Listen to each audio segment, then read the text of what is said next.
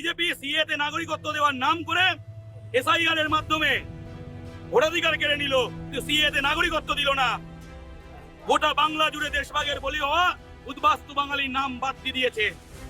হিন্দু মুসলমান নির্বিশেষে প্রচুর ঘটি বাঙালি নাম বাদ গেছে এবং 60 লাখ মূলত মুসলিম বাঙালি এবং কিছু হিন্দু বাঙালি নাম ঝুলিয়ে রেখেছে। 3 মাস 4 মাস ধরে এসআইআর করে এখন নাকি ঝুলিয়ে রেখেছে, বিচারাধীন। যাদের পরিবারের কারোর নাম বিচারাধীন তারা আতঙ্কে ভুগছে। 2002 ম্যাপিং আছে, কি বলেছিল 2002 লিঙ্ক থাকলে কোনো কাগজ লাগবে না। 2002 আছে, জমি বাড়ির দলিল দিয়েছে, তারপরেও হয়নি।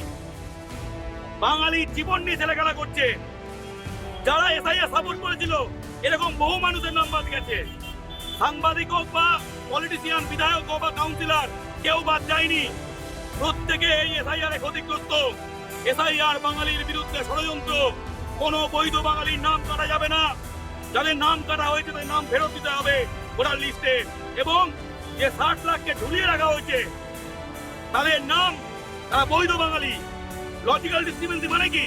বাবার নামের সঙ্গে যে গাঙ্গুলি গঙ্গোপাধ্যায়, ব্যানার্জি বন্দ্যোপাধ্যায়, কুমার নাথ, এই ধরনের সমস্যা, তার বয়স, তার ডেট অফ বার্থ, এই ধরনের সমস্যা, তাদের নাগরিকত্ব নিয়ে কোনো প্রশ্ন নেই, তাদের ভোটাধিকার নিয়ে কোনো প্রশ্ন নেই। তাদের এই 60 লাখ লোককে দ্রুত তাদের নাম বৈধ তালিকায় দিতে হবে, অবিলম্বে দিতে হবে। আর কদিন পরে ভোট ঘোষণা হবে।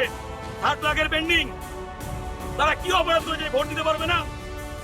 তারা যদি অবৈধ, তাহলে অবৈধ ঘোষণা করুন। তারা তো অবৈধ নয়, তাহলে তারা কোন অজুহাতে ভোট দিতে পারবে না? এখনো কেন নিষ্পত্তি হলো না? এই 60 লাখের নাম দ্রুত লিস্টে তুলতে হবে এবং যেসব বৈধ হিন্দু মুসলমানের ভোটির নাম বাদ গেছে তাদের নাম ফিরিয়ে দিতে হবে। এবং লাখ লাখ উদ্বাস্তু, হ্যাঁ, মতুয়া নমশূদ্র সহ লাখ লাখ উদ্বাস্তুর যে নাম বাদ গেছে তাদের প্রত্যেকের ভোটাধিকার নিশ্চিত করতে হবে। এই দাবিতে আজকে বাংলা পক্ষের মিছিল। জয় বাংলা।